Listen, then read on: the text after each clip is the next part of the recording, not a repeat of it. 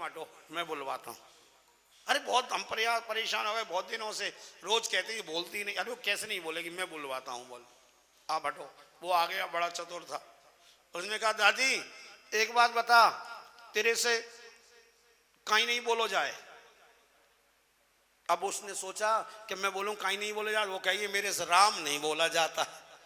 तो भूल गया ना कैसे ही बोला। रामायण में लिखा है भाव को भाव अनकाल सब। तो उसने ये टेक्निक अपनाई। बोले दादी तेरे से कहीं नहीं बोला जाए। बोले वहां से, बोले जो तू बुलवा वो चाहे ना वो ही नहीं बोलो जाए, और सब बोलो जाओ। अब लो, तो मैंने कहा कि पापी से जल्दी भगवान का नाम निकलता। अगर भगवान में, कथा में, कीर्तन में, आध्यात्म में मन न लगे तो समझ लो हमारे पूर्व के पाप आड़े आ रहे हैं। अस्तु। तो वो व्यक्ति बड़ा उपद्रवी था।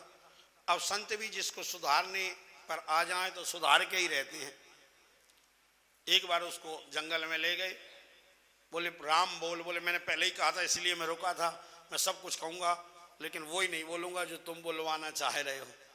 तो संत ने कहा कि हम जो बुलवाना चाह रहे हैं तो वो बुलवा के ही रहेंगे, और ऐसे नहीं बोलोगे तो पहले तुम्हारी हेल्थ देख लो और हमारी देख लो, तुम्हारे से तगड़े ही हैं, कम नहीं पड़ेंगे। और जो महाराज उसकी कॉलर पकड़ी और संत ने जो मारने के लिए हाथ उठाया, सो मरता क्या नहीं करता, कहावत है ही। सो उसने जान छुड़ाने के लिए बोला, बोले मैं बोल दूंगा तो आप छोड़ दोगे। बोले बिल्कुल छोड़ दूंगा। तो बोले राम, संत ने कहा बन गया तेरा काम। अब बात आई गई हो गई, उसको छोड़ दिया संत। अब कालांतर में उसकी मृत्यु हुई।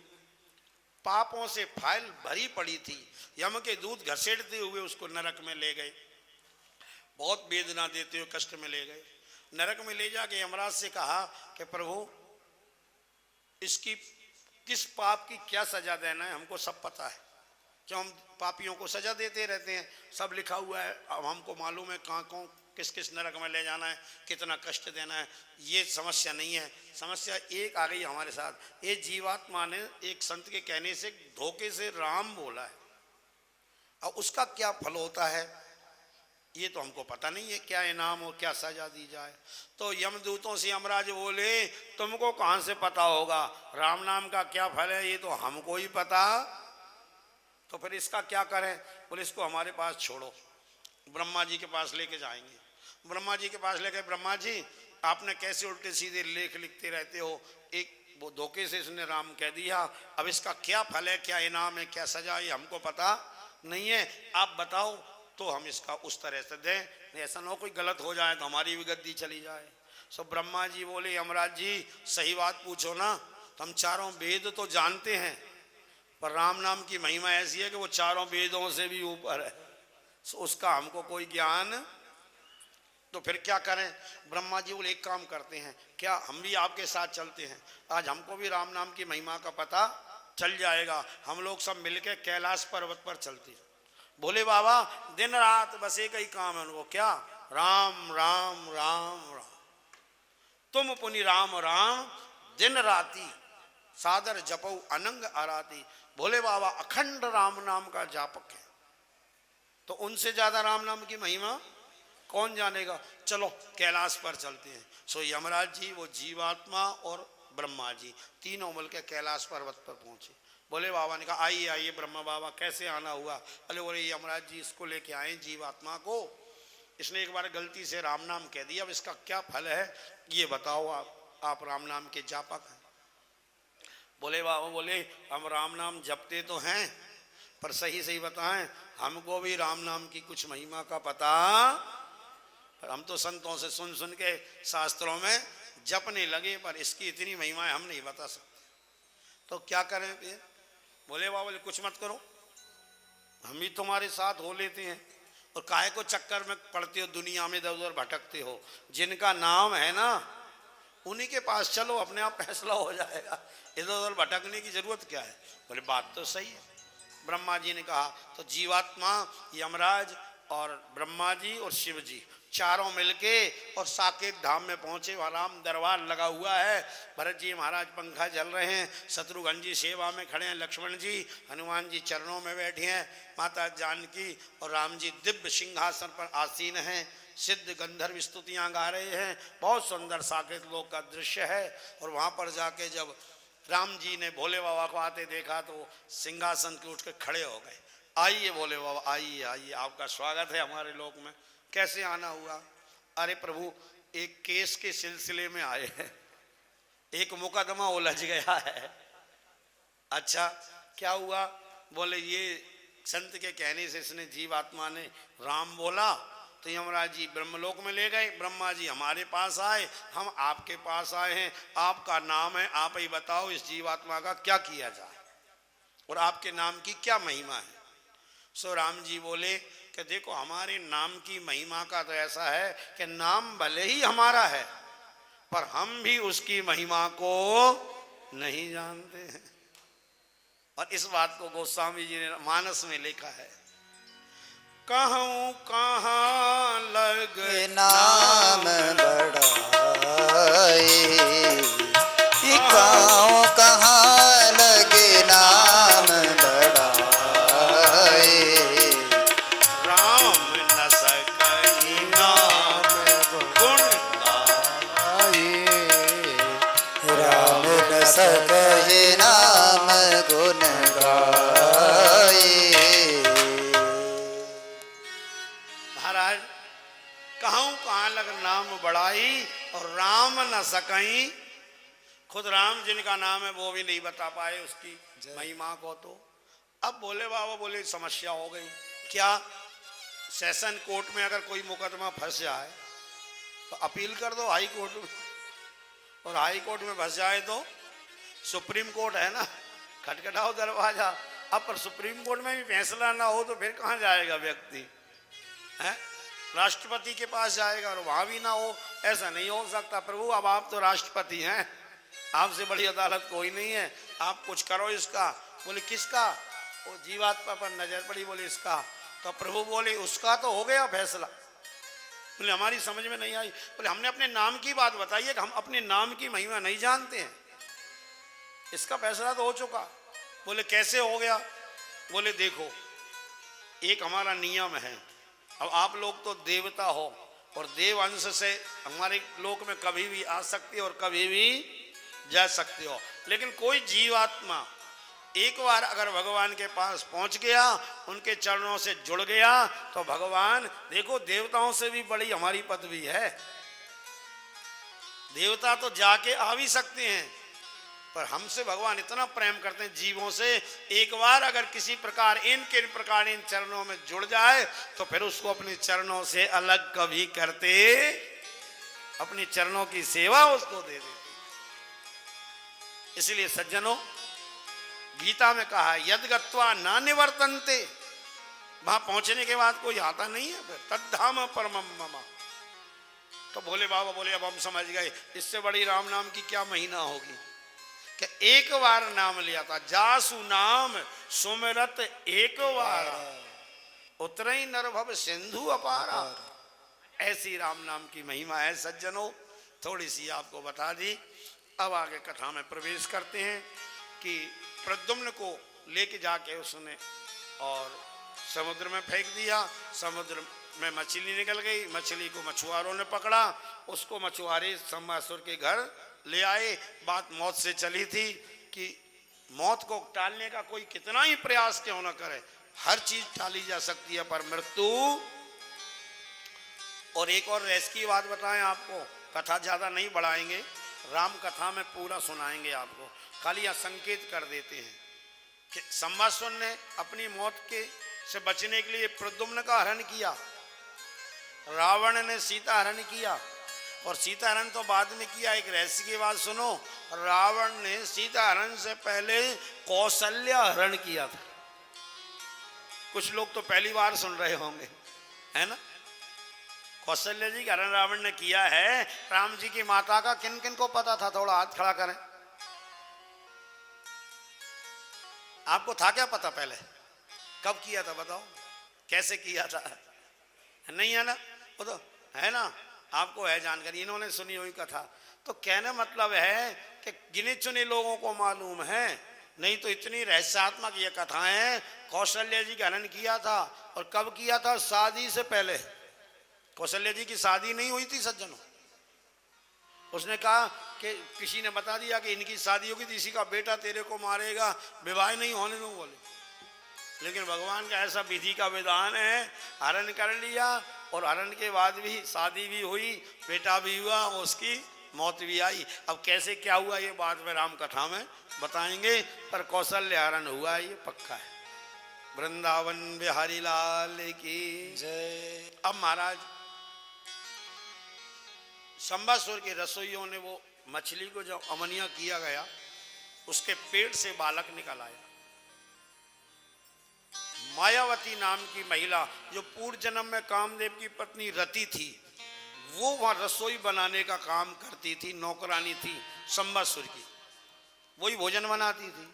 तो जैसे ही मछली को काटा, उसमें बालक देखा, वो भी जिंदा सुरक्षित, तो उसका लालन पालन वो करने लगी। उसको पूर्व जन्म की याद आ गई, यही मेरा पति है। अब बालक थोड़ा बड़ा हुआ तो महाराज उस बालक ने रति का हाव भाव देख के एक प्रश्न किया। यहाँ सुखदेव जी कहते हैं मूल भागवत में श्लोक में कि ताम हम भगवान काशनी मतिरन्य था मातृभाव अतिक्रम में वर्तते कामनी यथा। वो बालक कहता है, हे देवी तुम हमारा लालन पालन करके बड़ा किया है, तो लालन पालन तो माँ करती है, तो मातृभाव अतिक्रम मन मातृभाव का अतिक्रमण करके और वर्तते कामिनी यथा, हमारा जो व्यवहार है तुम पत्नी के जैसे करती हो, ये ठीक नहीं है। तो वह रति बोली कि ठीक ही है। बोले कैसे? बोले मैं तुम्हारी पत्नी ही हूँ, तुम भूल गए हो, मेरे को याद है भगवान भोलेनाथ ने मेरे को वरदान दिया था, भगवान नारायण सुता संवेणा हृता ग्रहणात् अहम ते अधिकृता पत्नी रति कामो भवान प्रभु। महाराज आप इस समय नारायण भगवान वासुदेव श्री कृष्ण के पुत्र हैं, और संबासुर आपको हरण करके लाया है। अहम ते अधिकृता पत्नी, मैं आपकी अधिकृत पत्नी हूँ, जन्म जन्मांतर से पत्नी रही हूँ आपकी। रति कामो, मेरा नाम है रति और आपका नाम है काम। अब कामदेव को याद आई, हाँ भोले बाबा ने जलाया था हमको, पूरी ख्याल आ गया। फिर संबासुर का वध करके और रति को लेके अपनी पत्नी को भगवान द्वारका आए। द्वारकाधीश भगवान ने उनका बड़ा स्वागत किया। इसके बाद भगवान के 8 विवाह और हुए। एक विवाह भगवान का हुआ जिसके पीछे एक सुंदर कहानी है, आप उसको सुने। उस कहानी को सुनने से एक और फायदा होता है, इसलिए आप ध्यान से सुनना कि अगर कोई गलती से चौथ का चंद्रमा देख ले, गणेश चौथ आती है ना जो भागों में, चतुर्थी, उस दिन का चंद्रमा देखना नहीं चाहिए। गणेश जी का श्राप लगा है चंद्रमा को। अगर गलती से कोई देख ले तो बोले ये मणि की जो कथा आ रही है ये सुन ले, तो वो दोष उसका लगता नहीं। अब आप ध्यान से उस कहानी को सुने। द्वारिका का एक नागरिक था जिसका नाम था सत्राजित। सुखदेव भगवान कहते हैं परीक्षित, सत्राजित सूर्य भगवान का बड़ा उपासक था। तो सूर्य भगवान ने सत्राजित को एक मणि दी थी जिसका नाम था स्यमंतक मणि। अब वो स्यमंतक मणि की एक विशेषता थी कि जब भी उसकी पूजा की जाए 24 घंटे में एक बार पूजा करना पड़ती थी, और जैसे ही वो पूजा करने जाए ना सत्राजित, तो पूजा से निवृत्त होते ही उस मणि में से सोना निकलना चालू हो जाता था, और 8 बार सोना रोज निकलता था। भार पुराने जमाने का एक माप है, मणि में से सोना निकलता है और 8 बार सोना निकले, फिर दूसरे दिन फिर निकले, प्रतिदिन वो मणि सोना देती थी, उगलती थी। अब भगवान द्वारकाधीश को पता चला तो उन्होंने वो मणि मांगी, भैया सत्राजित ये मणि हमको दे दो। सत्राजित ने मना कर दिया, भैया ना मेरी मणि है, मैं किसी को नहीं दूंगा। भगवान वापस चले गए। दूसरे दिन सत्राजित का एक छोटा भाई था जिसका नाम था प्रसेन। वो रात्रि के समय सत्यजित को बताया नहीं और चुपचाप उस मणि को गले में डाल के और घोड़े पे बैठ के शिकार खेलने जंगल चला गया, क्योंकि वो मणि सूर्य की थी, सूर्यकांत मणि, समंतक मणि, तो वो प्रकाश देती थी। सर्च लाई गया, उसमें से प्रकाश निकलता था टॉर्च के जैसा उजाला, तो रात्रि को भी उजाला करती थी। उसका चलो रात को ही शिकार खेलेंगे। जंगल गया सज्जनों, और एक शेर ने पीछे से आक्रमण कर दिया और घोड़े सहित प्रसेन को मार दिया। अब सत्यजित को यह पता नहीं थी कि मेरा भाई मणि ले गया है। अब सत्यजित ने अनुमान लगाया कि द्वारकाधीश मांगने आए थे, मैंने मना कर दिया, तो इन्होंने मेरी मणि को चोरी कर ली। पूरे द्वारका में अब एक कान से दूसरे कान, करनई करनई जपन जनः, एक कान से दूसरे कान बात काना फूसी होते होते और भगवान द्वारकाधीश तक ये बात पहुंची, बलराम जी तक पहुंची। बलराम जी ने बुलाया कन्हैया को, इधर आना। द्वारका में आजकल एक चर्चा हो रही है, चुपके कोई स्पष्ट तो नहीं कह रहा है, पर काना फूसी सुनी है कि तुमने सत्यजित की मणि चुरा ली। भगवान कृष्ण बोले, दाऊ दादा, मैं सत्य कहता हूं, मणि मांगने तो गया था पर मैंने चुराई नहीं, आपसे क्या छुपाऊंगा। तो कन्हैया, तूने मणि नहीं चुराई, फिर भी तेरे के ऊपर कलंक लग गया उस मणि का, इसका मतलब तूने चौथ का चंद्रमा देख लिया होगा, वो ले। मैंने अभी बताया था ना थोड़ी देर पहले आप कि चौथ का चंद्रमा देख लो तो कलंक लगेगा, झूठा ही, इसलिए उससे बचना हो ये कथा बड़ी ध्यान से सुनो। मानस में लिखा है, सो पर नार लिलार गुसाई और तजऊ चौथ के चंद की नाई। तो अब महाराज द्वारकाधीश ने कहा कि ये कलंक तो तभी धुलेगा जब मणि मिलेगी। क्या करें, पता करा, भगवान ने खोज की तो इसका भाई नहीं दिख रहा आजकल, प्रसेन कहाँ गया। किसी ने कहा रात को हमने इधर जाते देखा था, मणि भी उसके गले में थी। तो उधर ही भगवान जंगल में खोजते खोजते पहुंच गए और वहां देखा एक सिंह के जो है चिन्ह है, संघर्ष हुआ है। भगवान उन पद चिन्हों से गुफा में घुस गए और उस गुफा में भगवान को वो मणि मिल गई जंगल में।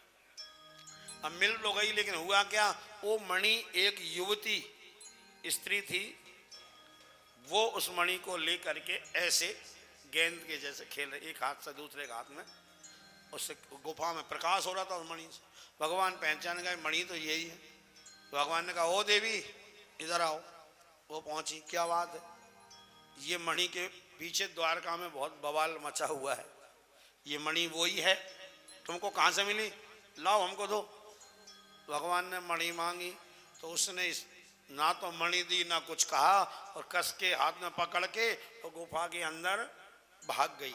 बड़ी गुफा थी वो, विशाल पर्वत की। वो युवती भागी, भगवान पीछे पकड़ने के लिए, तो मणि चाहिए उनको। भगवान पीछे भाग ही रहे थे कि भगवान कुछ समझ पाते उससे पहले एक बहुत बड़े विशाल काय रीछ ने भगवान के ऊपर आक्रमण कर दिया। अब जैसे ही आक्रमण हुआ तो भगवान ने भी मोर्चा समझ लिया। अब दोनों में मल्लयुद्ध होने लगा गुफा के अंदर। और सज्जनों, यहाँ भागवत जी में लिखा है कि 27 दिन तक भगवान उस विशाल काय रीछ से लड़ते रहे। 28वां दिन जब आया तो उस रीछ की नस नस ढीली हो गई और चरणों में गिर गया, समर्पण कर दिया, प्रभु क्षमा करो त्राहिमाम। भगवान ने कहा कोई बात नहीं, अब तुम नीचे आ गए हो, क्षमा मांग रहे हो तो माफ कर दिया, पर अपना परिचय दो, तुम कौन हो। और प्रभु आपका परिचय, पूरे मेरे से लड़ने वाला कोई साधारण इंसान नहीं हो सकता है, आप कौन है। भगवान ने कहा आप कौन है। बोले मैं हूं रीछराज जामवंत। त्रेता युग में मैंने भगवान श्री राम जी के साथ बहुत बड़े बड़े युद्ध किए हैं, बड़े बड़े योद्धाओं को मारा है। महाराज एक छोटी सी बात बताऊं आपको त्रेता युग वाली, कि मेघनाथ ने भगवान को नाग बांस में बांध दिया, लक्ष्मण जी को बांध दिया, बानर भालुओं को सबको बेहोश कर दिया, कोई नहीं बचा। तो जामवंत ने जब ललकारा कि सबको बेहोश करते चला जा रहा, तेरे को पता नहीं अभी मैं सामने खड़ा हूं, तो मेघनाथ पता क्या बोला जामवंत से, बोले बूढ़ जान सठ छाड़े तो ही। बोले अरे मूर्ख भालू, मैं तो बूढ़ा समझ के तेरे को छोड़ रहा था, इन सबको मैंने परास्त कर दिया, तेरे को नहीं कर सकता था क्या?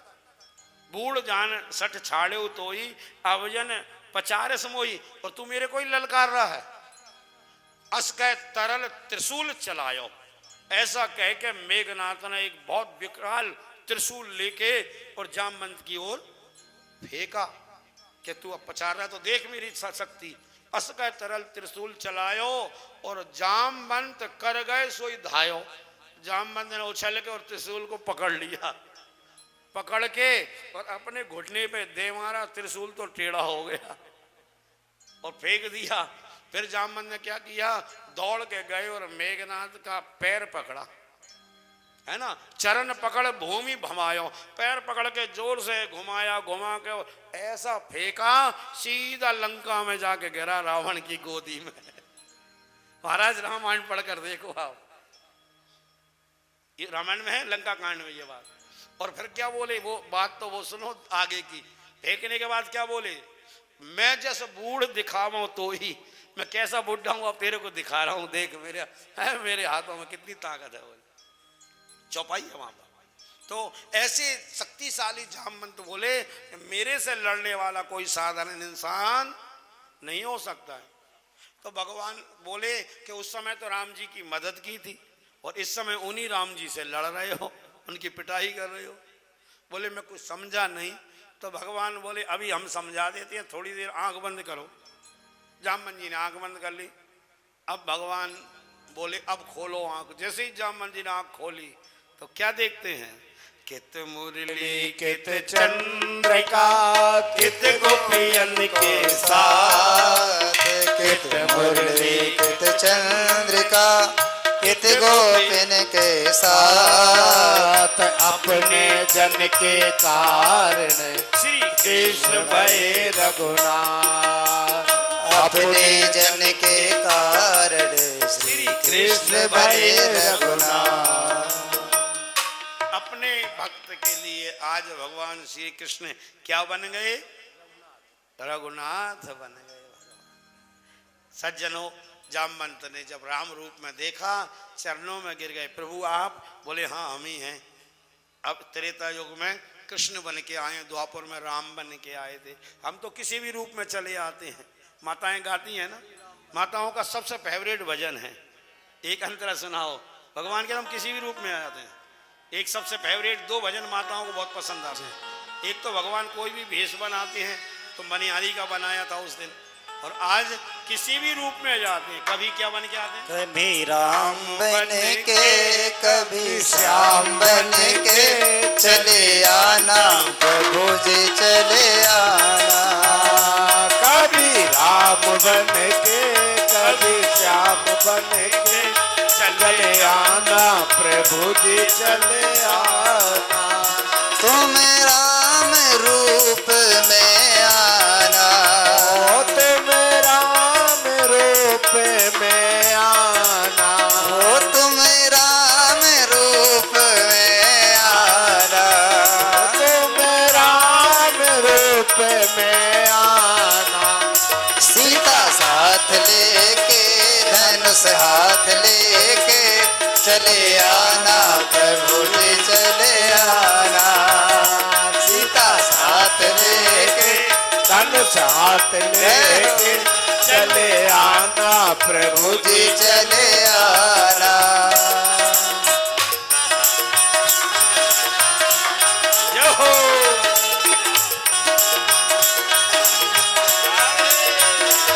राधे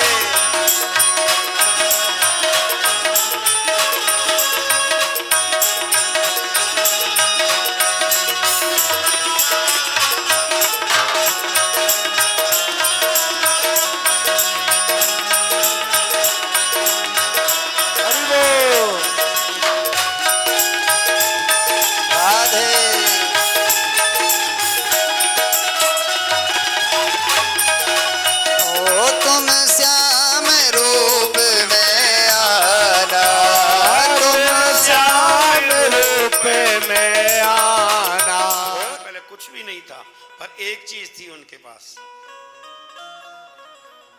उसी से वो माला माल थे। और आज के मनुष्य के पास सब कुछ है, एक वस्तु नहीं है, बस उसी से वो कंगाल हो गया है। क्या नहीं है? पहले के मनुष्य पे क्या था? समय। पहले खूब समय था, 3-3 4-4 दिन तक शादियां करते थे, मेहमानियों में लोग जाते थे, 4-4 5-5 दिन मेहमानी में रहते थे, आराम से मनुहारे होते थे लोग। बड़ा समय था लोगों के पास। दादी नानी किस्से कहानियां सुनाती थी बच्चों को बैठा के, हैं दादाजी। कितना समय था। वो समय के मामले में पुराने लोग माला माल थे और वस्तुओं का भले अभाव हो। आज भौतिकता का तो बाहुल्य है, भौतिकता खूब है, सुविधाएं खूब हैं, लेकिन किसी के पास समय, जिसको देखो क्या बूढ़ा और क्या बच्चा, क्या अमीर क्या गरीब, हर कोई भाग रहा है, बस भागम भाग। और इस भागम भाग की जिंदगी में सुकून के 7 दिन आपने यहाँ निकाल लिए। आप बहुत सौभाग्यशाली हैं, बहुत भाग्यवान हैं आप। और आपने खुद अनुभव किया होगा, इन 7 दिनों में आपकी कुछ बैटरी मस्तिष्क की रिचार्ज हुई होगी। इसलिए हमारे शास्त्र कहते हैं कि गृहस्थ जीवन में अगर सुखी रहना है, ये शास्त्रों की बात है सज्जन, कि गृहस्थ व्यक्ति अगर सुखी रहना चाहता है तो उसको साल भर के अंदर अंदर कम से कम 2 महीना तीर्थों में गुजारना चाहिए। जो गृहस्थ साल में 2 महीने तीर्थों में गुजारेगा वो कभी डिप्रेशन में नहीं आएगा, कभी उसका ब्लड प्रेशर हाई नहीं होगा, शुगर नहीं होगा, मधुमेह आदि जो बीमारी, ये सब होने का मूल कारण ही नहीं ये है कि हम निरंतर लगे हुए हैं, समय नहीं निकालते। तो ये तीर्थों की क्यों कहा, लिखा है स्पष्ट, 2 महीने तीर्थ में जाओ, क्योंकि तो पता है कि घर से बाहर जाओगे तीर्थों में।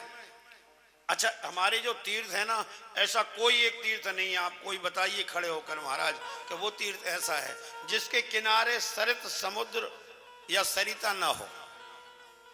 किसी तीर्थ के आगे सरिता यानी नदी है, किसी के किनारे समुद्र है, किसी के किनारे कोई सरोवर है।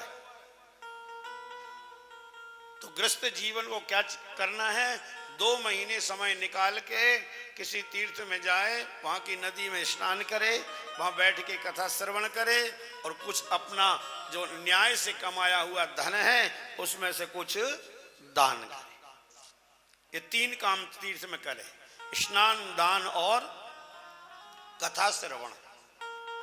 तो कहा महाराज 2 महीने हम निकल जाएंगे तो हमारा तो व्यापार ही चौपट हो जाएगा, हमारी तो नौकरी छूट जाएगी, खेती सूख जाएगी, जो जिस काम में है उसको प्रॉब्लम आएगी।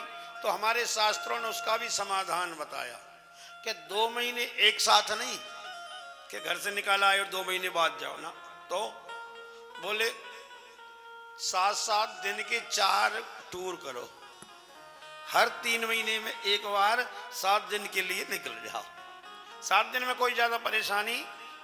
अब आप यहाँ आए हैं 7 दिन के लिए, किसी को कोई परेशानी हुई क्या बताइए? यहाँ रहने में, खाने में, पीने में।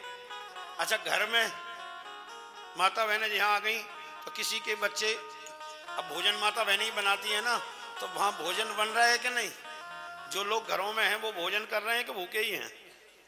झूठा ही अभिमान बना रखा हमने कि हम खिला रहे हैं। दुकान भी चल रही है, नौकरी भी हो रही है, सब कुछ यथावत चल रहा है, कहीं कोई कमी नहीं है। तो 7 दिन में कोई समस्या नहीं है। तो अब यहाँ से नियम लो कि हर 3 महीने में एक टूर किसी भी तीर्थ का बनाएंगे। और हम इस बहाने अपना प्रचार नहीं कर रहे हैं कि हमारे ही साथ चलो, किसी के साथ जाओ, कहीं भी जाओ, पर तीर्थ में जाओ। और जो हर 3 महीने में एक तीर्थ में 7 दिन के लिए जाएगा, वहां बैठ के कथा सुनेगा, स्नान करेगा, दान करेगा, वो व्यक्ति कभी डिप्रेशन में नहीं आ सकता। ब्लड प्रेशर हाई नहीं हो सकता। जितनी ये प्रॉब्लम है ये इसीलिए है कि हम निरंतर लगे हुए, निरंतर लगे। अस्तु। तो महाराज कहने का भाव ये है कि समय का बड़ा अभाव हो गया मनुष्य और भाग रहा है। अच्छा, भाग के जा कहां रहा है ये पता ही नहीं। ऐसे समझ लो, एक विनोद की बात से शुरू करें कथा कि एक व्यक्ति था धावक, मतलब दौड़ में उसका बड़ा नाम था। संस्कृत में धावक बोलते हैं दौड़ने वाले को। तो जो प्रतियोगिताएं होती है ना खेलों की, ओलंपिक में, उसमें एक दौड़ की भी प्रतियोगिता होती है। तो दौड़ में उस व्यक्ति का बड़ा नाम था, वो कई मेडल जीत चुका था दौड़ के अंतर्गत। उसके घर में आया चोर। अब चोर ने कुछ सामान उठाया, खटर पटर हुई तो पत्नी की नींद खुली। उसने कहा जी कोई आवाज आ रही है, देखो उठ के कोई है क्या। उसने उठ के देखा, चोर सामान लेके भागा। अब भागा तो इसने कहा कि मेरे आगे से कहां भाग पाएगा, मेरा तो नाम है दौड़ने वालों में। इतनी जोर से भागा ये व्यक्ति कि दौड़ते दौड़ते दूसरे गांव में पहुंच गया। वहां गांव वालों ने कहा भाई इतनी रात को, आप सब जानते थे, सेलिब्रिटी था वो, आप इतनी रात को यहाँ। अरे बोले मेरे घर में चोर आ गया था। तो फिर क्या हुआ? बोले वो सामान लेके भागा तो मैं चोर के पीछे। तो गांव वालों ने पूछा फिर चोर कहाँ है? बोले उसको तो मैं 2 किलोमीटर पीछे ही छोड़ आया। उसकी इतनी हिम्मत कि मेरे को हरा सके। बोले दौड़। अब लो पकड़ ले, चोर को आया था, 2 किलोमीटर आगे निकल गया, लक्ष्य पीछे ही छोड़ गया। उसका लक्ष्य क्या था? चोर को पकड़ना। तो वो तो भूल गया, बस दौड़े चला जा रहा है। तो हमारा भी लक्ष्य क्या था? हमारा लक्ष्य था भगवत प्राप्ति, शांति प्राप्ति, सुकून की प्राप्ति, आध्यात्म का मार्ग। इसलिए मनुष्य बनाया था। अब वो तो भूल गए और दौड़ते जा रहे हैं, दौड़ते जा रहे हैं। अब कहां दौड़ रहे हैं ये कोई पता नहीं है ना। किसी हवाई जहाज में खराबी आ गई। तो महाराज खराबी आई तो पायलट ने कहा कि हवाई जहाज खराब हो गया और बहुत मंद गति से चलने लगा। वो कुछ खराबी आ गई धीरे धीरे। गंतव्य स्थान पर 2 घंटे में पहुंचना था तो 12 में पहुंचेगा बोले। अब सब उदास हो गए, हमारा टाइम हो रहा है, ऑफिस का वहाँ जाना था, किसी को कुछ जाना टाइम पे, इसीलिए तो फ्लाइट पकड़ी थी, नहीं ट्रेन से ही जाते हम तो। अब वो सब चिंता परेशान होने लगे। पायलट ने कहा चिंता मत करो, कुछ तकनीकी खराबी हम लोग देख रहे हैं, जल्दी ही ठीक हो जाएगी। अनाउंस किया गया। थोड़ी देर बाद फिर अनाउंस आया कि हवाई जहाज ठीक हो चुका है और अब इतनी तीव्र गति से पहुंचेगा कि 2 घंटे की जगह 1 घंटे में ही पहुंचा देगा। इतनी रफ्तार बढ़ गई उसकी। तो सब लोग बड़े खुशी हुए। बोले लेकिन एक समस्या जरूर हो गई है, तेज तो चलने लगा है पर उसमें एक खराबी आ गई दूसरी। बोले क्या? बोले उसका दिशा सूचक यंत्र है ना, वो खराब हो गया। हवाई जहाज तेज तो दौड़ रहा है, इसमें तो कोई कमी नहीं है, पर उसमें एक यंत्र होता है दिशा सूचक, वो आपको बताता है किस दिशा में जाना है। वो आकाश में रोड तो है नहीं वहां पे, है कहाँ जाना है, वो यंत्र के आधार पर ही जाते हैं। बोले वो दिशा बताने वाला यंत्र खराब हो गया है, हवाई जहाज बड़ी तेजी से दौड़ रहा है। तो आज के मनुष्य की जिंदगी का हवाई जहाज भी बहुत तेजी से दौड़ रहा है, लेकिन दिशा सूचक यंत्र साफ हो चुका है।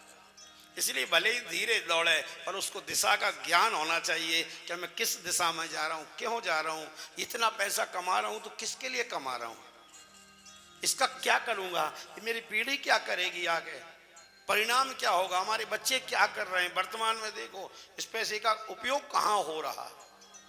मैं इतना खा रहा हूं, कोई बात नहीं, खाए जा रहा हूं, पर इस खाने का परिणाम क्या होगा। दिशा पर किसी का ध्यान नहीं है, बस दौड़ पर सबका ध्यान है। हर दिशा में दौड़ रहे हैं, दिशा पर ध्यान न होने के कारण हमारे जीवन में समस्याएं आ रही हैं। आज अंतिम कथा है, इसलिए थोड़ी भूमिका में आपको ये बात बता दी कि यहाँ से जाओ तो कुछ ऐसा लेके जाओ कि आज के बाद जीवन में कभी कोई समस्या रह ही नहीं जाए। सज्जन, कोई समस्या नहीं किसी प्रकार की। हम अपनी बात कह के आपको बताते हैं, इसलिए नहीं कहते हैं कि हमारा प्रचार अपने मुंह मियाँ मिट्ठू बन रहे हैं या प्रचार कर रहे हैं या आपको जो है कोई किसी प्रकार का भाव है ना। सिर्फ इसीलिए कहते हैं जैसे अपना पिता बच्चों से कहता है कि बेटा देखो हमने ऐसे गद्दी पर बैठे हैं, हमने ऐसे तरक्की है, तुम भी ऐसे करोगे तो तुम भी खूब तरक्की करोगे। तो अपना समझ के तुमको बता रहे हैं, समझा रहे हैं कि भैया अपना समझ के ये बात कहते हैं कि शांति चाहते हो, सुकून चाहते हो तो एन केन प्रकारेन आध्यात्मिक मार्ग से जुड़ जाओ। बिना आध्यात्म के शांति कहीं भी भौतिकता में नहीं है। बहुत देख लिया संसार, हम उस दिन बताया भी था। जितनी भौतिकता में फंसते जाओगे, एक तरह का ये दलदल है, दलदल। दलदल जानते हैं कि नहीं आप लोग? हैं? किसको कहते हैं? ना तो ज्यादा पानी और ना ज्यादा सूखा, है ना। पानी कहीं भरा हो, पाना सूखते सूखते पानी कीचड़ हो जाए, बहुत गहरी है, तो पानी से तो व्यक्ति निकल सकता है तैर के। पानी में फंस जाएगा तो तैर के बाहर आ जाएगा, जमीन में होगा तो पैदल चल के निकल जाएगा, पर दलदल से निकलना बहुत मुश्किल। क्यों? उसमें जितना हाथ पैर मारता है ना निकलने के लिए, उतना ही धंसता चला जाता है। ये भौतिक चकाचौंध की ऐसी भयंकर दलदल हो गई है कि इसमें एक बार व्यक्ति फंस गया अगर, देखो इसका कितना बढ़िया कोठी है, कितना डिजाइनदार मकान है, कितनी सुंदर कार है, मैं भी लूंगा तो नहीं है, उल्टा सीधा करा, किस्तों पर ले लिया, ये कर लिया, वो कर लिया, दिखाने के लिए इसने वैसी शादी करी बेटी की, मैं और इससे अच्छी करूंगा, और इस चक्कर में वो दलदल में फंस गया। फिर कहेगा महाराज तुम कहते 2 महीने के लिए यात्रा पे जाओ, हमको तो दो दिन की फुर्सत नहीं है। कहां से होगी वो, कैसे निकलेगा? इसलिए प्राप्त को पर्याप्त समझो। तुलसीदास जी बाबा कहते हैं, बहुत सुंदर बात याद आ गई कि एक व्यक्ति कुएं के पास गया, थोड़ा ध्यान आकर्षण करना, ध्यान से सुनना। कुएं के पास गया और कुएं से कहता है, लोटा लेके हाथ में, कि कुएं भैया मेरे को पानी दे दो। तो कुएं ने कहा कि ले लो जितना चाहिए। बोले ना ना, तुम्हारे पास तो थोड़ा सा ही है, तुमसे कोई और बड़ा है क्या जिसमें बहुत जल राशि हो? बोले हाँ है ना। कौन? नदी है। नदी के पास गया, नदी से बोला मेरे को पानी चाहिए, और देखा अरे तुम में भी कम है। कुएं ने तुम्हारा पता बताया, तुमसे भी कोई बड़ा है क्या? बोले हाँ है ना। कौन है? विशाल सरोवर है, बहुत बड़ा तालाब है, वहां चले जाओ। वहां गया, तुमसे भी कोई बड़ा है क्या? बोले हाँ है ना। कौन? बोले समुद्र है। और समुद्र कहाँ गया? अथाह जल राशि। समुद्र से बोला अब देखो मैं कुएं के पास गया था, उसने उससे बड़ा नदी बताई, नदी ने सरोवर बताया, सरोवर ने समुद्र बताया। अब तुम अपने बड़प्पन की लाज रखना और मेरे को ज्यादा से ज्यादा पानी देना। तुम बड़े हो, मैंने देख लिया बहुत बड़े हो, अब अपनी लाज रखते हो, बहुत ज्यादा पानी दो। समुद्र बोला ले जाओ, जितना चाहिए उतना ले जाओ, पर लेके काय में जाओगे? बोले ये लोटा है मेरे पास। समुद्र ने माथा ठोक लिया, अरे ये लोटा तो कुएं में ही भर जाता, कुएं ही भर देता, यहां तक क्यों आए तुम? तो कहने का मतलब ये है कि परमात्मा तो आपको बहुत कुछ देने को तैयार है, समुद्र के जैसा है, पर तुम्हारे कर्मों का बर्तन तो होना चाहिए ना।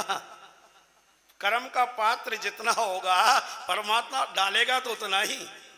जब पात्र ही नहीं है तो देने वाला देगा कैसे? तुलसीदास जी ने दोहावली में एक दोहा लिखा इसी कहानी का।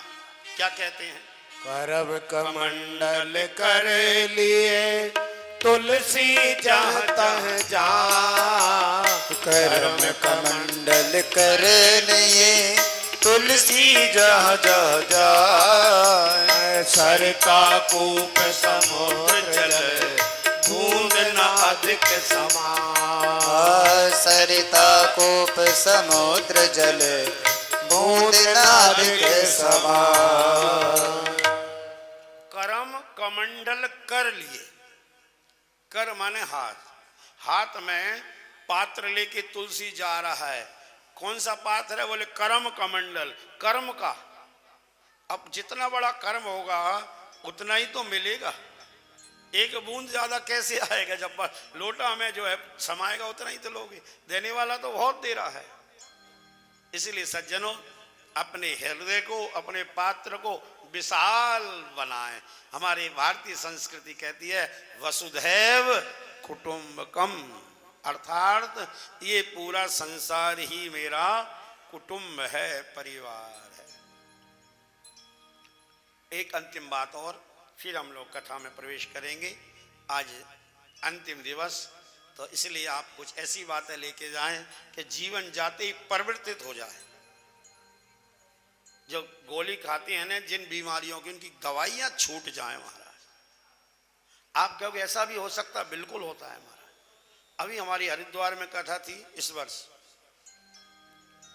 तो हरिद्वार वाली कथा में ये प्रत्यक्ष हमने ऐसे ही दवाइयों की बात कही ना, तो कुछ लोगों ने कहा महाराज हम बीपी की गोली रोज खाते थे, डेली खाते थे, शुगर और बीपी इतना तेज रहता था। पर आपके यहाँ आए, दोनों समय गंगा नहा रहे हैं। हरिद्वार में क्या होता है, जून का महीना होता है ना, और वो ठंडा ठंडा पानी पहाड़ों का, तो दोनों समय स्नान होता है जून में। तो दोनों समय गंगा नहाई, दोनों समय यहाँ आपकी कथा सुनी, इतना तन्मयता आनंद हो गई महाराज कि 7 दिन हो गए दवाई नहीं खाई, भूल ही गए। इतना वो टाइम टेबल इतना फिक्स था, चलो चलो कथा में चलना है, चलो गंगा जी नहाने चलना, ये करना है, दवाई खाने ही भूल गए महाराज। फिर होश आया 7 दिन बाद जब आने लगे, अरे राम 7 दिन से बीपी की गोली नहीं खाई, बहुत हाई हो गया होगा। डर गए, जाके चेक कराया, बीपी न पाया तो नॉर्मल आया महाराज, नॉर्मल आया। घर में दवाई खाने पर भी बढ़ जाता था। बोले ये अनुभव की बात आपको बता रहे हैं कि मैं दवाई लेते हुए बढ़ जाता था। यहाँ 7 दिन से दवाई नहीं खाई, बीपी नॉर्मल है, शुगर लेवल में आ गया। ऐसा क्यों हो गया सज्जनों? क्या कारण है? उनकी दवाई क्यों छूट गई? वो दवाई इसलिए छूट गई कि सारा जो खेल है ना ये मन का है। इसलिए तुलसीदास जी कहते हैं कि मानस रोग कछुक में गाये और हैं सबके लख बिरलिन पाए। ये रोग सबको लगे हुए हैं पर देख बिरले ही पाते हैं। तो महाराज क्या होगा? ये रोग कैसे छूट जाते हैं? तो रोग छूटने का उपाय है, तुलसीदास जी रामायण में कहते हैं आप इधर जुड़ के तो देखो, आध्यात्म एक बार आकर देखो। अब हम लोग हैं, इतना बड़ा जीवन हो गया, अभी कोई समस्या नहीं, इसलिए हम अपनी बात कहने में संकोच करते हैं। थोड़ी देर पहले ही बताने वाले थे, फिर टाल दिए, लेकिन अब आ गई बात तो दोबारा बता देते हैं। इतना जीवन हो गया, आधी से ज्यादा जिंदगी निकल गई। अभी कोई भी आप चलो, अगर किसी को विश्वास ना हो तो यहीं ले चलो डॉक्टर के यहाँ भी हम, बीपी के, शुगर के, हार्ट के, ये वो इतना चल रही है ना दुनिया की बीमारी, किसी प्रकार की कोई बीमारी नहीं, कुछ भी नहीं। तो हम कोई अलग से थोड़ी आसमान से टपक के आए, आपके हमारे बीच में ही रहते हैं। क्यों नहीं है? हमसे छोटे छोटे बच्चों की दवाइयां चल रही हैं, हमारे से उम्र में छोटे हैं उन लोगों की दवाइयां चल रही हैं, परमानेंट चल रही हैं। कारण क्या है? कारण यही है, मैंने कहा कि अगर आपको कोई रोग से और दवाइयों से बचा सकता है, आप ये मत समझ लो डॉक्टर बचा लेंगे।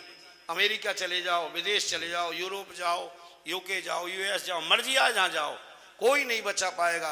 अगर कोई दवाई और बीमारी से बचाएगा तो वो मात्र एक आध्यात्म है। जो व्यक्ति आध्यात्म से जुड़ गया, क्यों आध्यात्म क्या करता है? उसकी जड़ खत्म कर देता है, आयुर्वेद के जैसे।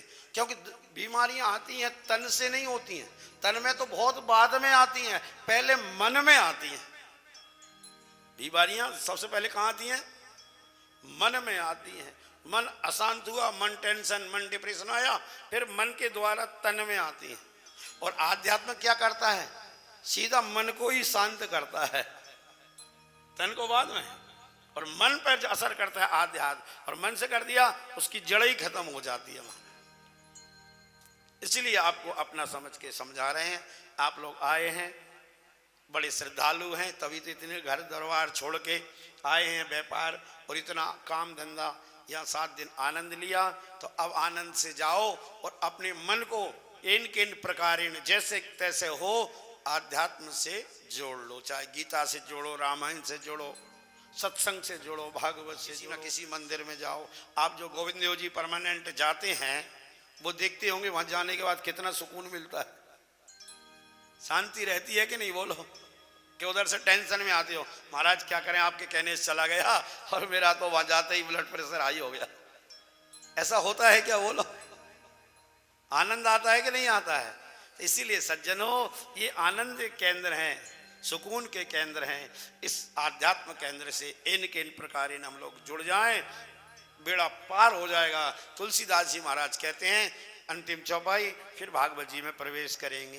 राम कृपा सही सब रोगा, राम कृपा सही सब रोगा, जो यही भाग बने संजोगा, जो यही भांति बने सही होगा, यही विधि भले ही तो रोग नसाई, यही विधि भले ही को रोग न साही, नहीं तो कोट यतन नहीं जाई, नहीं तो कोटे जतन नहीं जाए, श्री गुरु बैठे बचन विश्वासा, सद्गुरु बैठ बचन विश्वासा, संयम यह न आप सय के आसा, संयम यज्ञ नाभ सय की आसा। तो ये आनंद है सज्जनों मानस का। अब कथा में प्रवेश करते हैं। कामस्तु वासुदेव वांसो दग्धा प्रागृत्य मन्नुना, देहो प्रपत्तये भूय तमेव प्रतिपद्यत, तमेव। प्रतिपद्यत। कल हमने बड़े धूमधाम से भगवान श्री कृष्ण और रुक्मणी मैया का विवाह करवाया।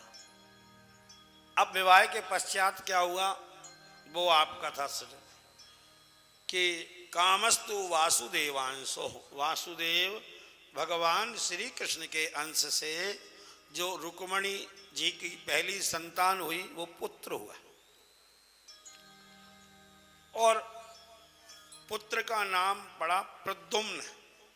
प्रद्युम्न इति विख्यातः, वो प्रद्युम्न नाम से जाने गए, पहले पुत्र थे। और वो कौन थे पूर्व जन्म में? तो बोले कामस्तु, साक्षात कामदेव ही भगवान के पुत्र बन के आए थे। ये कामदेव पुत्र बन के क्यों आए, इसकी दो कथाएं हैं सज्जनों। एक कथा है कि दग्धा प्राग रुद्र मन्युना, प्राग माने पूर्व समय में, दग्ध माने इनको जला दिया था। किसने? रुद्र भगवान शंकर ने। ये बात उन दिनों की है जब एक तारकासुर नाम का राक्षस इस धरती पर हुआ। उसने सब देवताओं को, मनुष्यों को बहुत परेशान किया।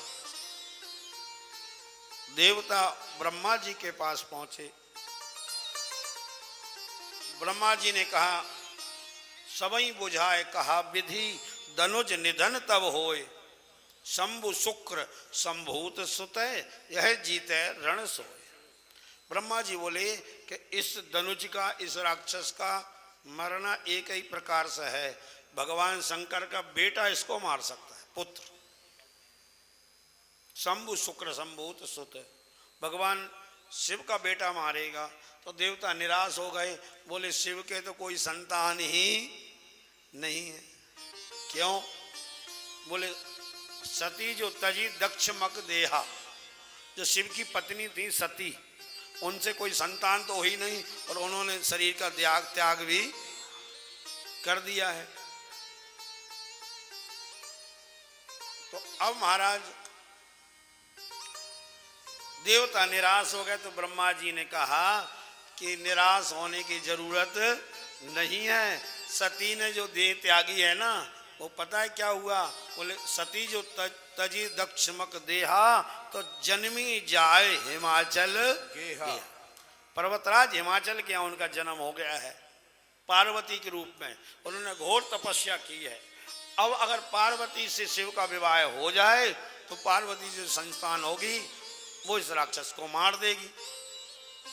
तो कहा शिव समाधि बैठे सब त्यागी। अब इस समय शिव जी समाधि में बैठे हैं, सब कुछ त्याग के। तो विवाह तो जब हो जब वो समाधि से जागे, और असमय में जगाने कौन जाए, खतरा है। तो कामदेव को बुलाया। कामदेव आए,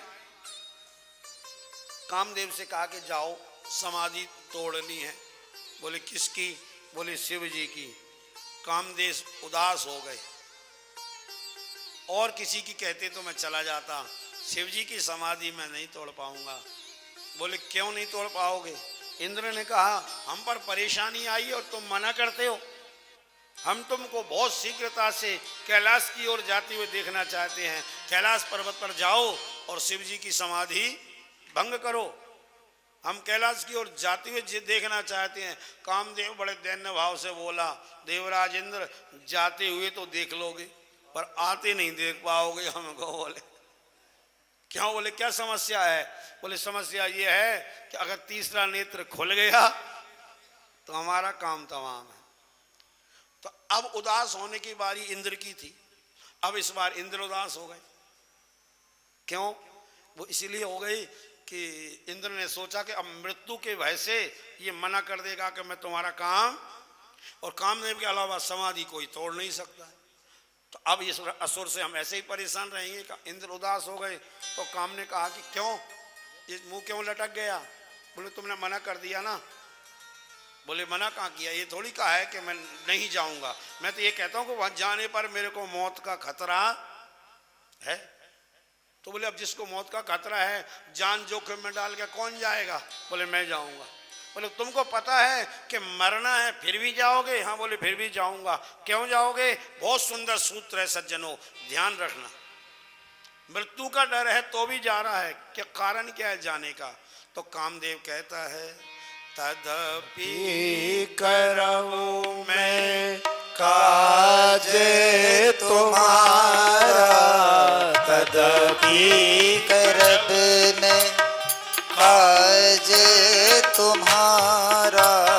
श्रुति का है परम धर्म ओपकारा, श्रुति गए परम धर्म ओपकारा। परहित लाभ तजो देहि, परहित बस जिन के मन माहे।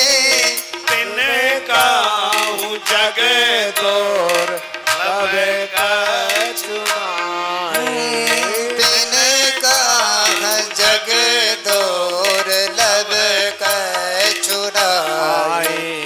परहित लागे तजय जो देहि, परहित लागे तजय जो देहि।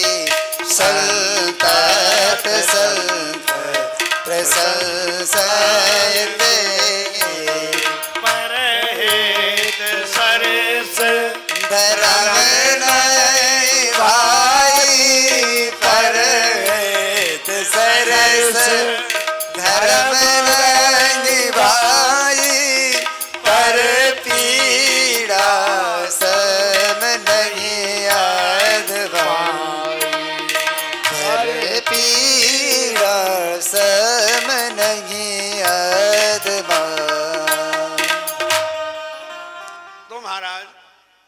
4 चौपाइयों ने गायन किया और सबका सार ये है कि कामदेव कहते हैं ये मैं जो जा रहा हूं अपने लिए थोड़ी तुम्हारे लिए जा रहा हूं, ये परोपकार हुआ।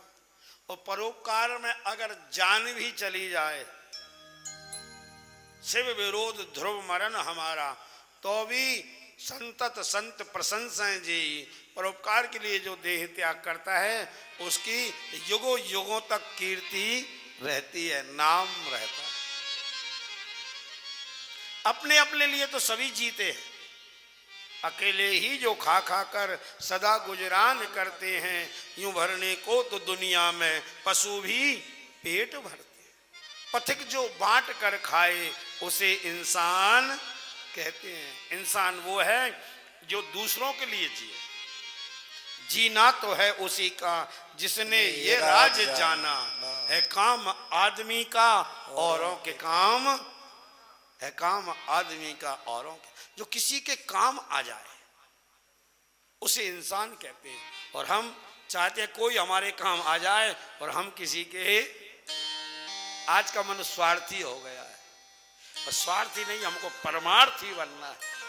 परमार्थ क्या है? हम कहते हैं कि आध्यात्म और परमार्थ यही है कि दूसरों के बारे में सोचना ये परमार्थ है, और अपने अपने लिए ही सोचना ये स्वार्थ है। स्वार्थ से समस्याएं बढ़ती हैं और परमार्थ से समस्याएं सुलझती हैं। आज के मनुष्य पर समस्याएं इसीलिए ज़्यादा आ गई हैं कि आज का इंसान स्वार्थी ज़्यादा हो गया, किसी के बारे में नहीं सोचता है जरा सा।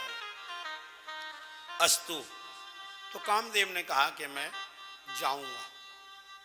अब काम गए तो क्या हुआ? यद्यपि कैलाश पर बहुत सुंदर सुंदर पेड़ थे, बरगद का कितना सुंदर पेड़ है, उसी के नीचे भोले बाबा बैठ के कथा सुनाते हैं मैया पार्वती को। अनेक अनेक वृक्ष हैं, लेकिन कामदेव जाके कहाँ छुपे? आम में।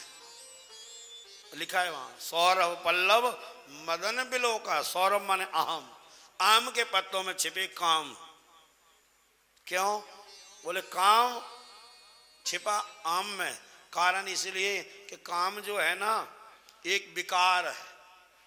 काम क्रोध लोभ ये क्या है? विकार, बुराइयां। और जो विकार होते हैं ना ये आम में ही आते हैं, खास में आ ही नहीं सकते, इनकी हिम्मत ही नहीं है इतनी। ये तो आम को ही पकड़ते हैं, आम में ही विकार आए, खास में नहीं आ सकते। इसीलिए गीता में गोविंद ने कहा है इंद्रियाणि मनोबुद्धि, तीसरे अध्याय में लिखा हुआ है, इंद्रियाणि मनोबुद्धि अस्य अधिष्ठान उच्यते। ये काम क्रोध लोभ को जो रहने के स्थान है वो कौन है? काम क्रोध इंद्रियों में रहते हैं, मन में रहते हैं, बुद्धि में रहते हैं, आत्मा में नहीं बताया गोविंद ने। क्यों? कि आत्मा खास है और ये मन बुद्धि चित्त इंद्रियां ये आम है। तो आम में कोई, इसलिए देखो पेड़ का भी नाम दिया तुलसीदास जी ने, क्या मतलब उससे दिया। काम को बिठाया आम पर तुलसीदास जी ने, और भोले बाबा को कहाँ बिठाया? जब सती माता परीक्षा लेने गई ना तो कहती हैं कि तुम जाओ परीक्षा लेने, हम यहीं बैठे हैं। तो फिर भोले बाबा आम के नीचे नहीं बैठे, यद्यपि दंडकारण्य में भी बहुत पेड़ थे, काम बैठा आम में, और भोले बाबा कहाँ बैठे?